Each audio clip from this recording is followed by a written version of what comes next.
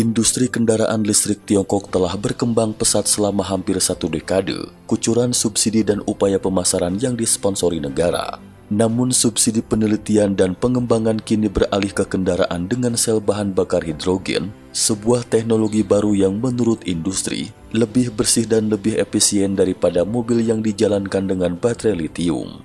Produsen mobil kendaraan listrik di Tiongkok saat ini harus menghadapi kenyataan pahit. Industri kendaraan listrik akan segera menderita kerugian finansial dengan hilangnya dukungan negara, pengalihan subsidi oleh rezim Tiongkok. Pada tanggal 26 Maret, Kementerian Keuangan, Kementerian Ilmu Pengetahuan dan Teknologi, dan lembaga-lembaga lain Tiongkok bersama-sama mengumumkan perubahan program subsidi untuk mobil listrik bertenaga baterai litium, memangkas subsidi hingga 67%. Subsidi untuk mobil listrik dengan jarak jelajah 400 km ke atas akan dipangkas setengahnya, menjadi 25.000 yuan atau 3.700 dolar AS per kendaraan dari 50.000 yuan. Untuk memenuhi syarat subsidi apapun, mobil listrik harus memiliki jangkauan setidaknya 250 km dibandingkan dengan 150 km sebelumnya. Selain itu, subsidi untuk kendaraan listrik akan dihapus sepenuhnya setelah tahun 2020. Pemicu perjalanan Li Keqiang ke Jepang. Kunjungan Perdana Menteri Tiongkok Li Keqiang ke Jepang pada tahun 2018 secara mendasar mengubah pemikirannya mengenai kendaraan listrik. Li Keqiang mengunjungi pabrik Toyota Motor Corp untuk membuat suku cadang kendaraan listrik di Hokkaido pada tanggal 11 Mei 2018. Dia melihat kendaraan sel bahan bakar hidrogen yang disebut Mirai.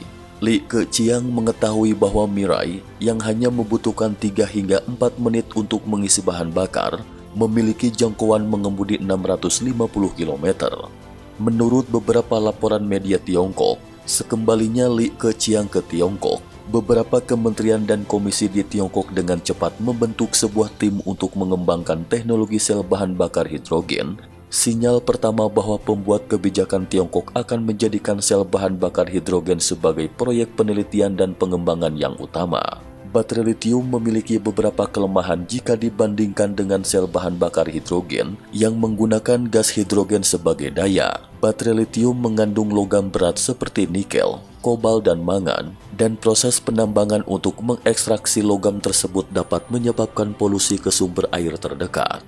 Sementara itu, pemrosesan tembaga, litium, dan logam lain menghasilkan limbah beracun jika tidak diolah dan didaur ulang dengan benar, dapat menyebabkan masalah lingkungan yang serius. Pada tanggal 15 Maret, Dewan Negara Tiongkok yang seperti kabinet mempublikasikan 83 amandemen atas laporan pekerjaan pemerintah tahunan yang disampaikan di hadapan legislatifnya.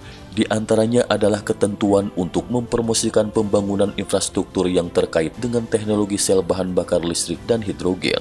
Pada saat itu, tidak ada rincian kebijakan tambahan, tetapi itu adalah pertama kalinya bahan bakar hidrogen dimasukkan dalam laporan. 11 hari kemudian, pemerintah Tiongkok mengumumkan kebijakan subsidi kendaraan listrik yang baru. Pada tanggal 11 April, surat kabar berbahasa Inggris yang dikelola Komunis Tiongkok, China Daily, melaporkan bahwa rencana pemerintah pusat untuk mengembangkan teknologi bahan bakar hidrogen menetapkan target untuk mendapatkan 5.000 kendaraan energi hidrogen di jalan pada tahun 2020, 50.000 kendaraan energi hidrogen di jalan pada tahun 2025, dan 1 juta kendaraan energi hidrogen di jalan pada tahun 2030.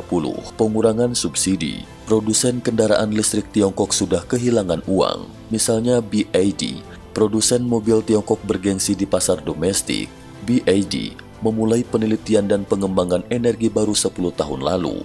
Menurut Sohu, portal berita Tiongkok, mengutip informasi dari laporan keuangan BYD, dalam 5 tahun terakhir, perusahaan telah menerima total subsidi kendaraan listrik sebesar 6,93 miliar yuan atau 1,3 miliar dolar AS dari Komunis Tiongkok. Tetapi profitabilitas industri sudah menurun. Dalam laporan tahunan BYD 2018 yang dirilis pada tanggal 27 Maret, laba bersih perusahaan yang diatribusikan kepada pemegang saham adalah 2,78 miliar yuan, turun 31,6% dari tahun sebelumnya. BYD menjelaskan bahwa penurunan ini terutama disebabkan oleh pengurangan subsidi dan peningkatan biaya penelitian dan pengembangan. Pada awal Maret, NIO atau dikenal sebagai Shanghai Weilai Automobil dalam bahasa Mandarin, yang khusus membuat kendaraan otonom listrik dan menjadi perusahaan publik hanya setengah tahun yang lalu, melaporkan pendapatan 4,951 miliar yuan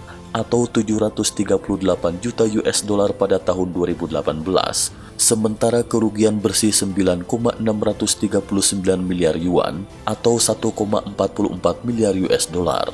Selain itu, NIO juga mengumumkan bahwa NIO akan membatalkan rencana untuk membangun pabrik baru di Shanghai. Menurut laporan penelitian Morgan Stanley bulan Oktober 2018, NIO telah merugi tahun demi tahun. Kerugian bersih pada tahun 2018 adalah 9,639 miliar yuan atau 1,44 miliar dolar AS, hampir 2 kali lipat dari kerugian bersih tahun 2017.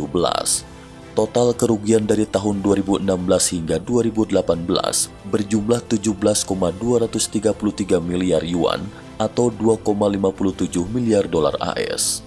Pemerintahan Komunis Tiongkok yang menghapus subsidi kendaraan listrik dapat menghancurkan industri ini. Kebangkitan dan kejatuhan industri kendaraan listrik Tiongkok. Konsep kendaraan energi baru telah lama ada. Perjanjian Paris yang diadopsi pada tahun 2015 telah menyebabkan banyak negara untuk beralih ke kendaraan energi baru. Rezim Tiongkok menganggap hal ini sebagai kesempatan untuk mengungguli para pesaing dengan menyalip mereka di tikungan, berharap bahwa kendaraan energi baru akan membantu mengubah nasib Tiongkok dari pengikut menjadi pemimpin industri otomotif. Dalam cetak biru ekonomi 10 tahun rezim komunis Tiongkok Made in China 2025 yang dirilis pada tahun 2015, kendaraan energi baru adalah di antara 10 sektor teknologi tinggi yang ditargetkan Beijing untuk dikembangkan secara agresif, sehingga Tiongkok dapat muncul sebagai lokomotif manufaktur teknologi global.